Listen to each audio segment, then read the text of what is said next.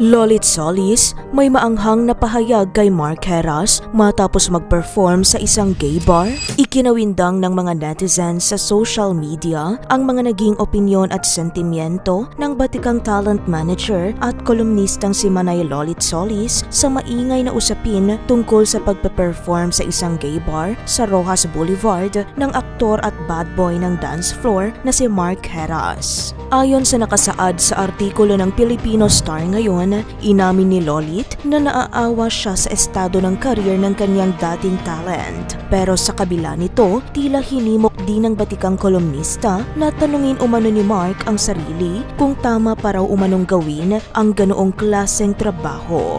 Ayon sa panimulang pahayag ni Manay Lolit, "Siyempre naawa, imagine mo yung status niya tapos gagawa ng ganun.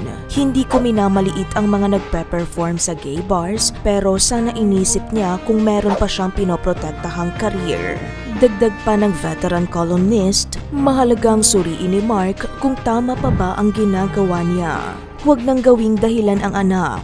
Ikaw mismo tanungin mo sarili mo, tama ba ito? Ito ba ang nararapat na trabaho para sa akin ngayon?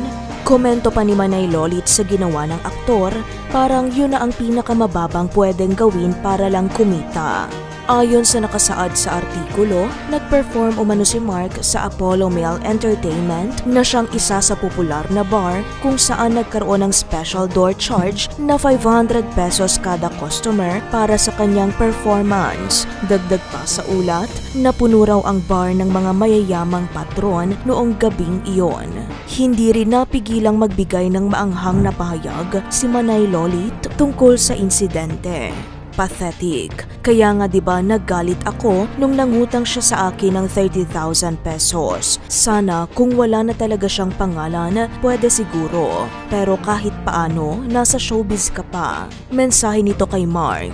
Dagdag pa ni Manay Lolit, kasi kung nabigyan ka na ng pagkakataon para umangat sa buhay, dapat panghawakan mo na yon. Gawin mo lahat para manatili ka sa taas. Inalala rin ni Lolit kung paano tumaas ang karir noon ni Mark Heras matapos manalo bilang kauna-unahang Ultimate Male Survivor sa Starstruck. Gayunpaman, sinabi ni Lolit, hindi naging masinop si Mark sa kanyang kinita kaya nauwi siya sa ganitong sitwasyon. Sa kabila ng lahat, nananatiling palaisipan para kay Manay Lolit kung bakit nauwi sa ganitong desisyon si Mark. Sayang naman yung lahat ng effort niya noon. Pero kung hindi mo iingatan ang career at hindi ka magiging maingat sa desisyon, ito talaga ang mangyayari. Saad nito. Samantala, narito ang reaksyon ng ilang netizen. Wala naman masama sa ginawa ng isang tao, basta wala siya piniperwisyong tao, gagawin ng isang ama para lang mabuhay. Huwag husgahan. Wala namang problema doon. Nag-perform lang naman siya. Ang problema ay kayo po. Labas na po kayo doon. Huwag mo na kaawaan. Tulungan mo na lang hanggat meron ka pa magagawa. Ano sa tingin mo? Naging patas ba ang mga naging pahayag ni Lolit Solis o dapat lang talagang respetuhin ang desisyon ni Mark Heras?